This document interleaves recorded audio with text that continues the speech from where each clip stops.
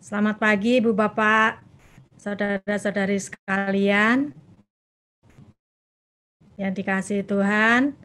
Ya bersyukur untuk pagi yang cerah, ya bersyukur semua dalam keadaan sehat.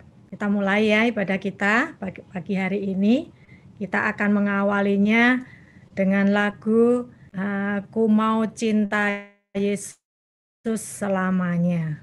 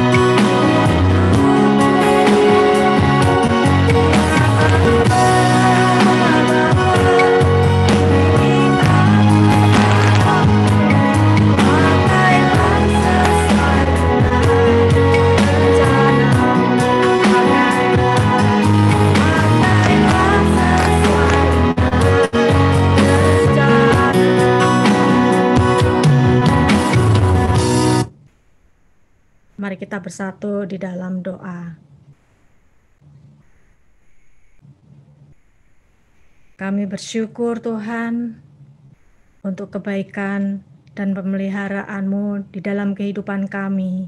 Kami mengucap syukur untuk pagi yang indah ini.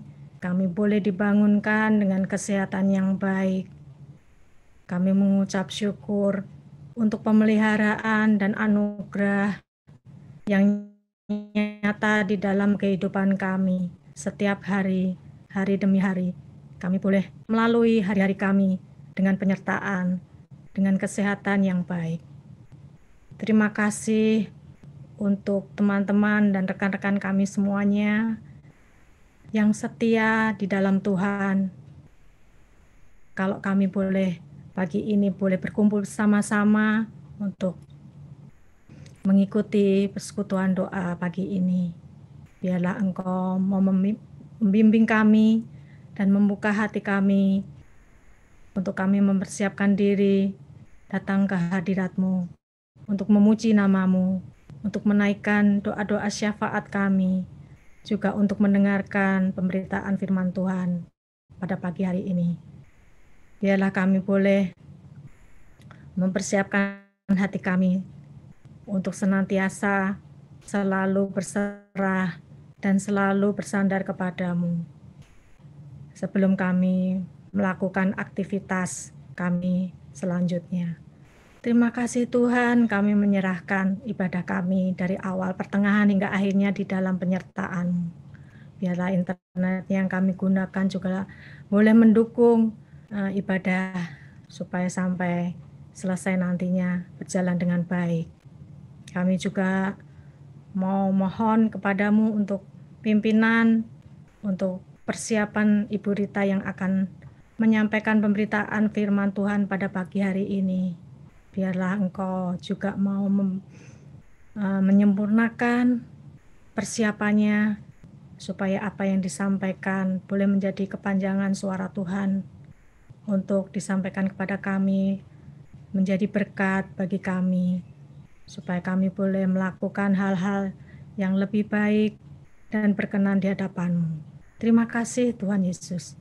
Hanya di dalam nama-Mu kami berdoa dan mengucap syukur. Amin.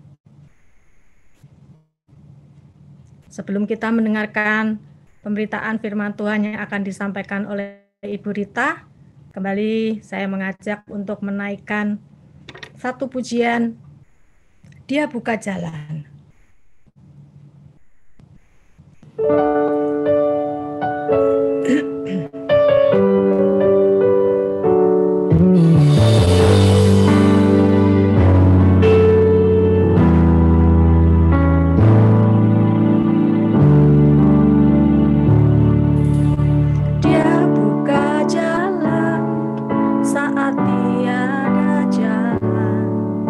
Dengan cara yang ajaib, dibukanya jalan.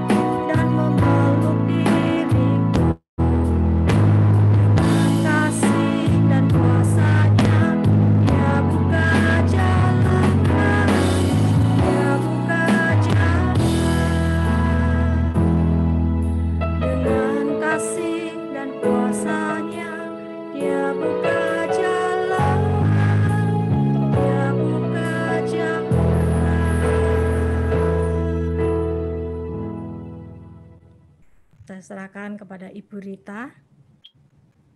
Ya, terima kasih Diakan Yuliana. Selamat pagi Bapak Ibu yang terkasih di dalam Tuhan.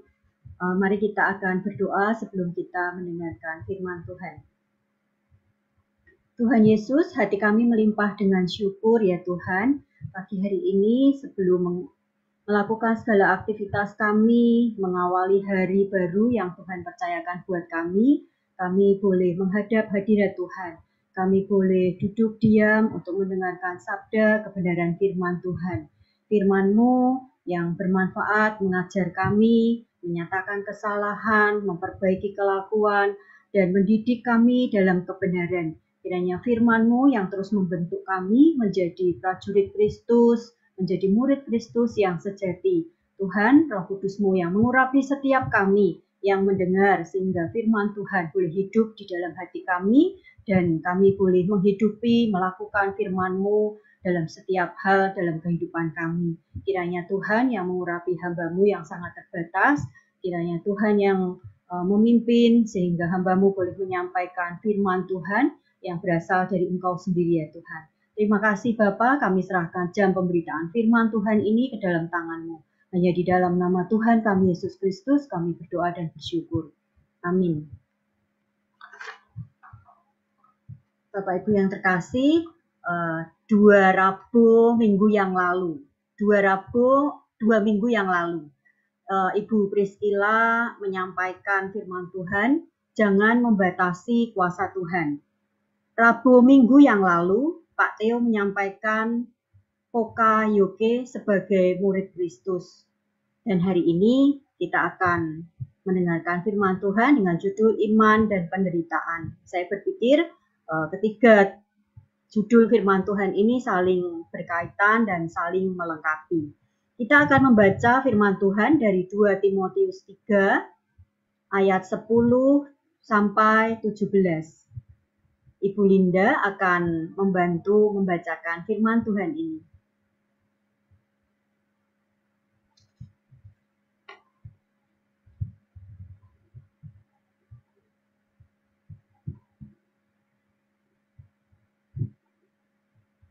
Di-unmute dulu Bu Linda. 2 Timotius 3 ayat 10 sampai 17. Kok ini lagi ya, hilang lagi ya? Udah saya mute kok, garis lagi ya? Udah dengar Bu. 2 Timotius. Ya. Udah ya, dengar ya? Udah. 2 Timotius 3 ayat 10 sampai 17.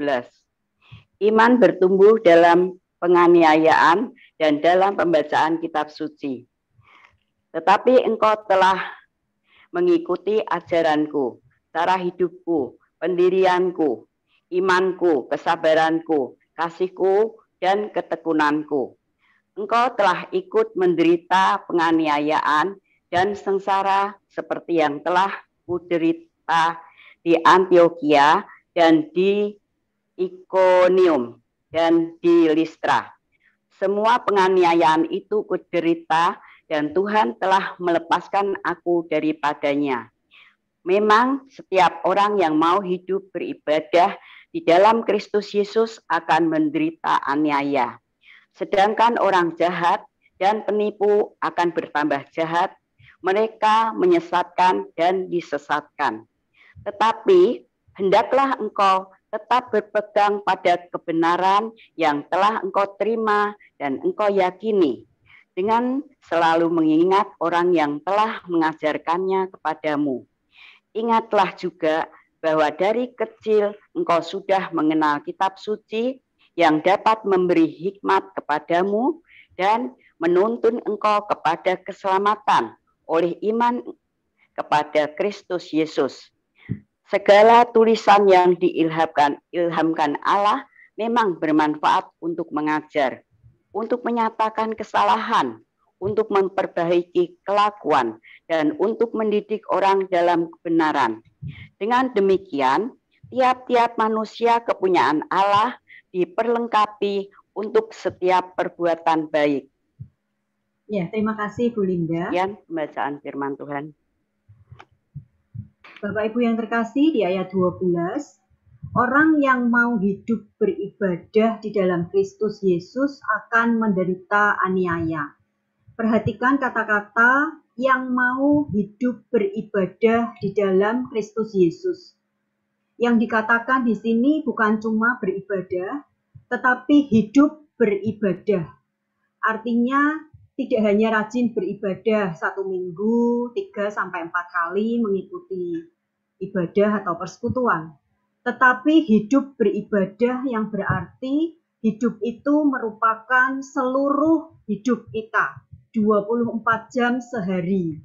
Seluruh hidup kita merupakan ibadah dan beribadah melalui semua yang kita lakukan, semua yang kita katakan, dan semua yang kita hasilkan.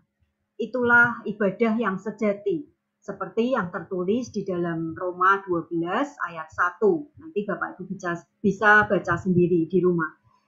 Bapak Ibu, di ayat 12 dan 13 ini mengatakan, orang yang mau hidup beribadah di dalam Kristus Yesus akan menderita aniaya, sedangkan orang jahat dan penipu akan bertambah jahat. Sepertinya tidak masuk akal, bukan? Yang jujur hancur, yang makar mekar. Makar itu artinya penipu, memperdaya, mengkhianati, mengelabui, dan semacam itulah. Tetapi begitulah kenyataannya. Memang tidak semua sama. Tetapi pada masa itu, pada masa Rasul Paulus dan Timotius, orang-orang yang mengaku beriman kepada Kristus lebih rentan dan terbuka terhadap penganiayaan daripada masa-masa yang lain. Namun, di segala zaman, lebih atau kurangnya, orang-orang yang ingin hidup beribadah di dalam Kristus Yesus akan menderita aniaya. Mereka harus sadar bahwa mereka setiap saat akan dipandang rendah dan bahwa agama mereka akan menjadi penghalang bagi kedudukan mereka. Orang-orang yang ingin hidup beribadah harus siap menghadapi hal itu. Di ayat 13, orang yang berjahat dan penipu akan bertambah jahat. Kira-kira apa maksud Tuhan yang sebenarnya? Maksud Tuhan yang pertama adalah dibenamkan lebih dalam. Sebagaimana orang-orang baik oleh kasih karunia Allah bertambah baik dan semakin baik. Begitu juga dengan orang-orang jahat melalui kelicikan iblis dan kuasa kebobrokan mereka sendiri, mereka menjadi semakin buruk dan semakin buruk. Bapak Ibu, jalan dosa itu semakin merosot ke bawah. Dari buruk menjadi semakin buruk dan semakin buruk lagi. Menyesatkan dan disesatkan. Dan pada akhirnya mereka harus membayar harga. Orang-orang jahat yang sudah diberi kesempatan untuk bertobat, tetapi malah mengeraskan hati, tidak bisa didandani, tidak bisa diperbaiki, hati nurani mereka sudah mati. Maka seperti Firaun, hati mereka bertambah dikeraskan oleh Tuhan, dibenamkan lebih dalam. Jadi kalau orang jahat sebenarnya justru ketika diberi keleluasaan untuk berbuat lebih jahat, hal itu sebenarnya justru mempercepat proses kebinasaan mereka. Arti yang kedua, menguji iman. Jadi maksud dari ayat yang ke-13 ini juga dipakai Tuhan untuk menguji iman kita. Tuhan mau iman kita terus naik kelas.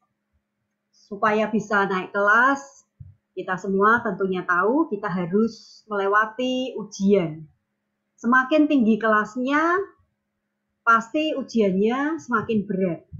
Kalau kita ingin jadi sarjana, ya jangan berharap kalau ujiannya hanya 1 ditambah 1 sama dengan 2. Kita sebenarnya harus bangga, Bapak Ibu, mengalami ujian-ujian tersebut. Karena hal-hal itu berarti kita akan naik kelas, level kita akan tambah tinggi. Oleh karena itu, jangan kita putus asa, Jangan malah kita berkata kalau yang jujur hancur, yang makar malah mekar, ya wis lah. Ya wis, ya sudah, apa gunanya kita berbuat jujur? Wis ikut-ikutan aja mekar, ikut-ikutan aja yang jahat. Apakah begitu Bapak Ibu? Tidak, bukan? Surat 2 Timotius 3 ayat 14 yang tadi sudah kita baca. Jadi tetaplah berpegang pada kebenaran. Bertahanlah terus, berusahalah untuk lulus, dan jangan pernah mundur. Bapak Ibu, mungkin kita sering mendengar bahwa seorang tukang besi membuat ladam atau sepatu kuda. Besi itu dibakar dulu dalam api yang bersuhu tinggi, bahkan sampai merah membara. Setelah merah membara lalu dipukul dan dipukul, serta diberi bentuk. Dibakar lagi, dipukul lagi. Begitu terus menerus. Mengapa harus dibakar? Supaya dapat dibentuk. Mengapa harus dipukul? Supaya menjadi kuat. Kesetiaan kepada Tuhan akan membuat hidup kita berat. Itu betul. Kalau kita mau ikut angin, ikut arus dunia, sebenarnya ya enak aja. Tapi mari kita lihat di dalam Mazmur 73 yang menjelaskan apa akhir dari orang-orang yang semacam ini. Mazmur 73 ayat 18 dan 19, Bu Linda akan membacakan kembali untuk kita. Mazmur 73 ayat 18 sampai 19. Sesungguhnya di tempat-tempat licin kau taruh mereka. Kau jatuhkan mereka sehingga hancur. Betapa binasa mereka dalam sekejap mata. Lenyap, habis oleh karena kedahsyatan. Amin. Ya, terima kasih Bu Linda. Itulah akibat atau akhir dari orang-orang yang ikut arus dunia. Orang-orang yang tidak setia pada Tuhan.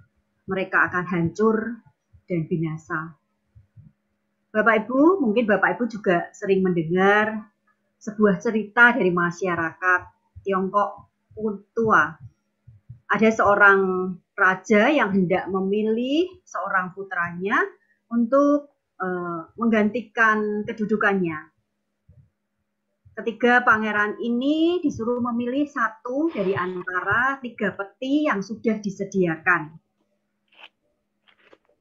Pastinya yang sulung akan memilih yang pertama. Dan yang sulung memilih sebuah peti yang besar, kuat, berlapis emas, dan bertuliskan kekuasaan. Tapi apa yang terjadi ketika peti itu dibuka? Isinya adalah darah. Apa artinya Bapak Ibu? Artinya akhir dan inti dari kekuasaan hanyalah pertumpahan darah. Putra yang kedua, dia melihat tinggal ada 2 peti. Pastinya dia memilih peti yang bagus.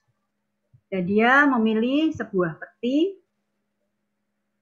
yang indah berhiaskan permata. Dan bertuliskan kekayaan dan kemuliaan. Senang sekali dia melihat peti itu. Wah, sungguh sangat indah. Tulisannya juga sangat indah. Kekayaan dan kemuliaan. Tetapi setelah dibuka, isinya hanya abu dan tanah. Artinya, jika kita berfokus pada kekayaan dan kemuliaan diri kita, mengejar kekayaan dan kemuliaan, akhirnya kita akan jadi abu dan tanah. Dan putra yang ketiga, petinya hanya tinggal 1 dan dia mau tidak mau ya pilih yang itu. Peti itu terbuat dari tanah lempung atau tanah liat. Peti yang jelek, yang tidak bagus, dan dia mengambilnya dengan sukacita. Peti itu tidak menarik. Tetapi peti itu bertuliskan Tuhan. Ketika dibuka, isinya sebuah tulisan sutra yang berbunyi keabadian. Bapak Ibu, memilih Tuhan barangkali hanya membuat kita kebagian peti yang terbuat dari tanah liat. Peti yang sederhana, peti yang mungkin jelek, tidak menarik, tidak mewah, tetapi ada keabadian yang tersembunyi di situ. Karena itu saya tadi katakan bahwa kesetiaan kepada Tuhan akan membuat hidup kita berat. Betul, tetapi kesetiaan kepada Tuhan juga akan membuat hidup kita kuat, kokoh, dan abadi. Bahkan kematian pun tidak mampu menghancurkan hidup orang percaya, hidup orang yang sungguh setia pada Tuhan sampai akhir. Kekuatan-kekuatan yang ada di dalam dunia ini, kata Yesus, hanya mampu membinasakan tubuh, tetapi tidak mampu membinasakan jiwa. Karena itu, kata Yesus selanjutnya, takutlah kepada Tuhan yang mampu bukan hanya membinasakan tubuh, melainkan juga jiwa. Itu tertulis di dalam Matius 10 ayat 28. Mungkin nanti di rumah Bapak Ibu bisa membacanya sendiri. Daya tahan menjadi amat penting bagi kita. Kalau Tuhan mengutus Roh Kudus bagi kita, tugasnya adalah salah satunya untuk memberi daya tahan di dalam perjuangan iman kita. Supaya kita lebih mampu berjuang, supaya kita lebih mampu dan mau untuk berjuang, mau dan mampu bertahan. Bisa jadi Roh Kudus membawa kita ke medan tempur. Roh Kudus membawa kita ke meja ujian. Tetapi kita akan melihat surat 2 Timotius 2 ayat 3 dan 4. Kembali Bu Linda akan membacakan untuk kita. 2 Timotius 2 ayat 3 dan 4.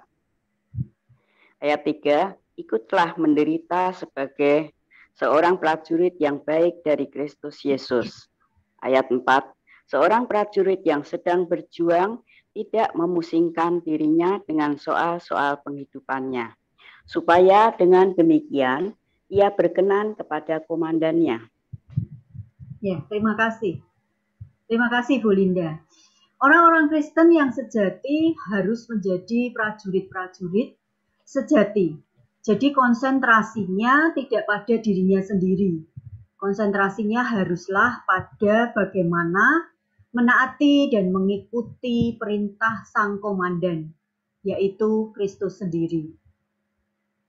Tidak cukup hanya mempelajari apa yang baik, tetapi kita harus menghidupi terus-menerus, serta bertekun di dalamnya sampai akhir hidup kita. Dengan demikian, maka kita adalah benar-benar murid Kristus, seperti yang tertulis di dalam Yohanes 8 ayat 31. Bu Linda akan kembali membacakan. Yohanes 8 ayat 31. Maka katanya kepada orang-orang Yahudi yang percaya kepadanya, jikalau engkau tetap dalam firman-Ku, kamu benar-benar adalah murid-Ku. Ya, terima kasih Bu Linda. Bapak Ibu, ketika kita benar-benar berada di dalam firman Tuhan, kita menghidupi firman Tuhan di dalam setiap kehidupan kita, 24 jam sehari. Kita adalah benar-benar murid Kristus. Oleh karena itu, kita harus tetap berpegang pada kebenaran yang telah kita pelajari dari firman Tuhan. Dan hal ini akan juga mempersenjatai diri kita terhadap jerat para penggoda, para iblis yang ingin menjatuhkan kita. Dalam ayat 15 di surat 2 Timotius 3 yang tadi sudah kita baca, Rasul Paulus menekankan betapa pentingnya mengenal dan bergaul erat dengan kitab suci atau Alkitab. kitab suci dapat memberi hikmat, dapat menuntun kita kepada keselamatan. Orang yang sungguh-sungguh bijaksana adalah orang yang memperoleh hikmat untuk dituntun kepada keselamatan. Kitab suci akan membuat kita memperoleh hikmat yang dapat menuntun kita kepada keselamatan jika digabungkan dengan iman. Itu ada di Ibrani 4 ayat 2. Kembali Bu Linda membaca buat kita. Ibrani 4 ayat 2. Karena kepada kita diberikan juga kabar kesukaan sama seperti kepada mereka. Tetapi firman pemberitaan itu tidak berguna bagi mereka, karena tidak bertumbuh bersama-sama oleh iman dengan mereka yang mendengarnya. Amin. Ya, terima kasih Bu Linda. Ya, Bapak Ibu, ketika kita mengerti bahwa kitab suci membuat kita memperoleh hikmat, menuntun kita, tetapi harus disertai, digabungkan dengan iman kita yang sungguh percaya kepada Tuhan.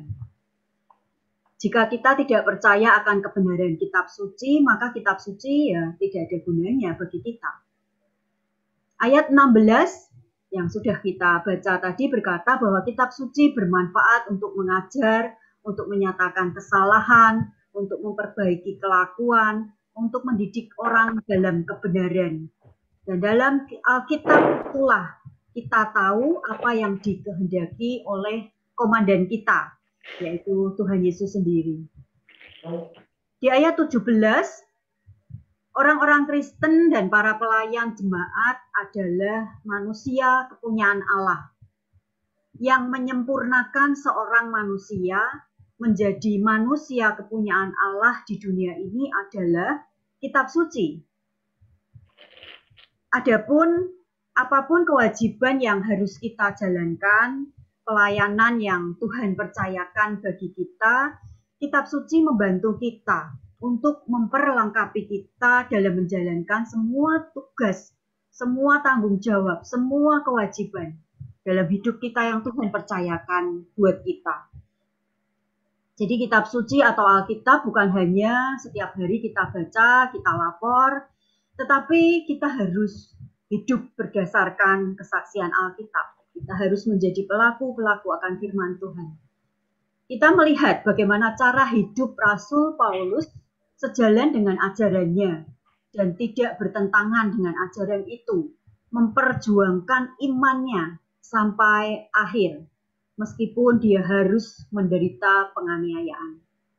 Para pelayan Tuhan yang selalu bisa berbuat baik, benar, dan meninggalkan buah-buah kekal dari pelayanan mereka adalah mereka yang cara hidupnya selaras dengan ajaran mereka. Mari Bapak Ibu kita menjalani hidup beribadah di dalam Kristus Yesus. Tetap berpegang pada kebenaran. Dan kitab suci yang menjadi pedoman, menjadi dasar, menjadi pegangan dan arahan hidup kita. Dengan demikian, apapun kesulitan, masalah, penderitaan, bahkan penganiayaan, tidak membuat iman kita semakin merosot.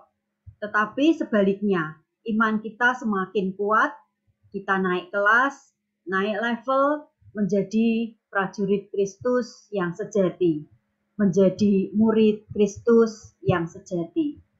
Amin. Saya kembalikan kepada Diakan Juliana.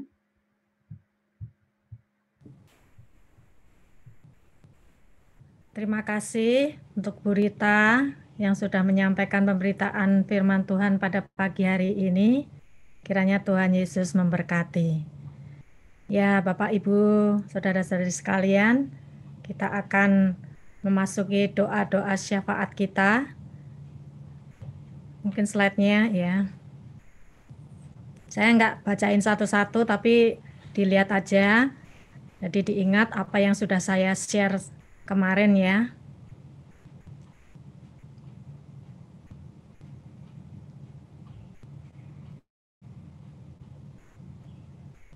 Ya, lanjut.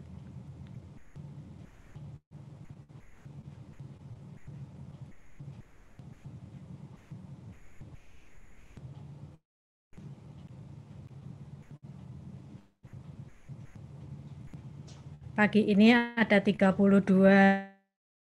pokok-pokok doa yang kita akan naikkan.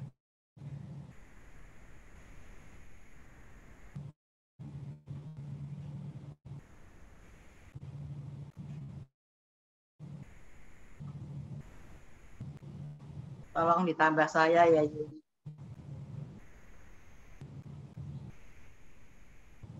Ya. Tolong tambah saya, nanti jam 9 mau cek PCR terakhir. Sudah hasil. Terima kasih. Ya.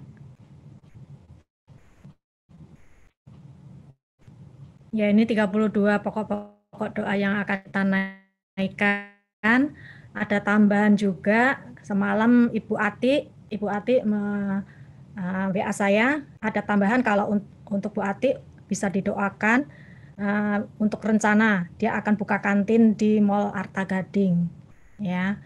Minta tolong didoakan supaya dilancarkan dari persiapannya sampai hari hanya nanti.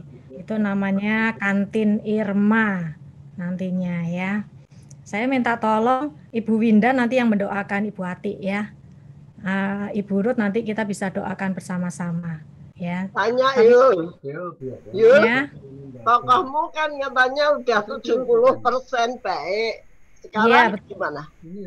Didoakan aja pemulihannya. Terima kasih untuk yang sudah mendoakan. Didoakan pemulihannya, sudah ada perkembangan yang bagus, ya. Masih Kakinya sudah dirawat di rumah kempes. sakit, Yul. Sudah pulang. Oh, ya, ya. sudah pulang. Cuman kakinya udah kempes, cuman didoakan untuk belajar jalannya, karena kakinya kan dari bengkak sudah agak lama, berbulan-bulan tidak bisa dipakai buat jalan. Jadi sekarang sudah mulai pengen belajar suruh jalan kaki atau berdiri dulu lah paling tidak. Ya, minta tolong didoakan. Terima kasih untuk doa-doanya yang sebelumnya.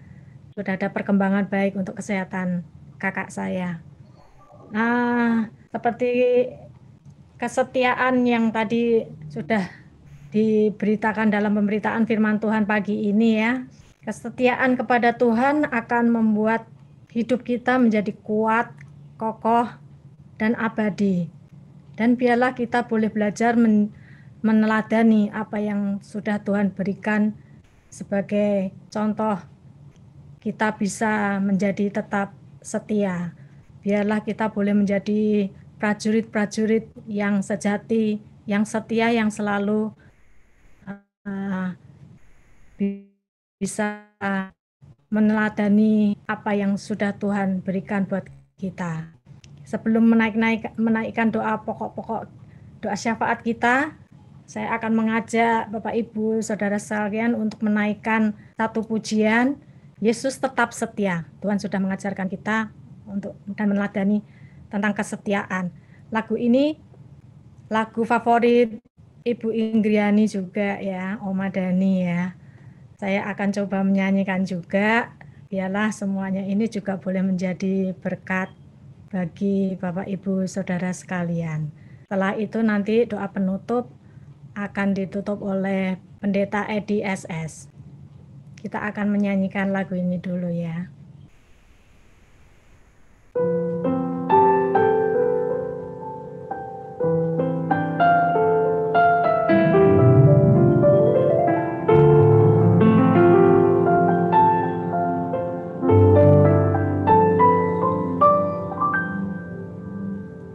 Di saat engkau susah, Yesus hibur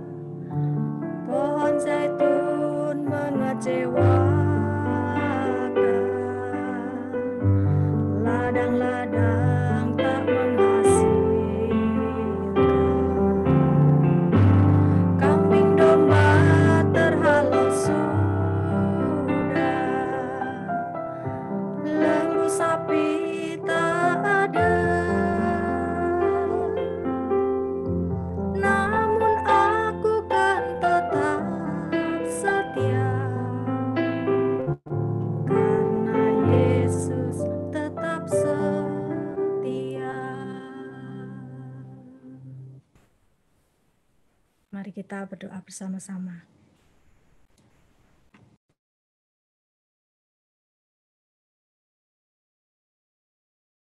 Berdua ya Tuhan. Yang kami pagi hari ini juga terus berdoa untuk Pak Andi dalam segala keberadaannya. Kami bersyukur Pak Andi sudah semakin baik. Tapi biarlah kami terus tidak berhenti berdoa untuk Pak Andi, dan ya Tuhan yang terus memulihkan, bahwasannya mujizat Tuhan itu masih ada dan berlaku bagi kami semua. Dan biarlah Pak Andi boleh terus mendapatkan pemulihan kesehatan dari hari ke hari, dari waktu ke waktu ya Tuhan. Kami akan juga untuk Bu Suraji, bersyukur Bu Suraji sudah kembali ke rumahnya dan boleh kembali ada di dalam kesehatan yang semakin baik. Kiranya Bu Suraji juga Tuhan memberkati dia di dalam segala hal yang ada dalam dirinya hari demi hari, tetap bersuka di dalam Tuhan, karena di dalam sukacita itulah kesembuhan itu ada ya Tuhan. Kami akan juga untuk kelas katekisasi yang sudah berlangsung. Kiranya Tuhan terus memberkati kelas katekisasi ini untuk Matthew dan juga untuk Gerard yang mengikuti kelas katekisasi ini. Tuhan berkati ya Tuhan. Terima kasih ya Tuhan, kami mengingat untuk jemaat-Mu GKMI Pengharapan, dimanapun mereka berada, apapun yang dikerjakan oleh mereka, Tuhan yang memberkati, Tuhan melindungi, Tuhan yang menjaga, sekaligus Tuhan yang menjadikan pengharapan bagi kami semua ya Tuhan. Kami melakukan segala aktivitas kami dan kami percaya langkah kami adalah langkah yang didorong oleh Tuhan dan langkah yang dipimpin oleh Tuhan. Biarlah kami senantiasa rindu untuk berdekat pada Tuhan. Kami ingin melakukan apa yang Tuhan lakukan dalam kehidupan kami. Biarlah segala yang kami pikirkan, katakan, dan lakukan hanya menyenangkan hati Tuhan. Terima kasih ya Tuhan. Di dalam nama-Mu Yesus Kristus Allah kami yang hidup, kami berdoa. Amin. Kita pujikan Bapa, terima kasih. Bapa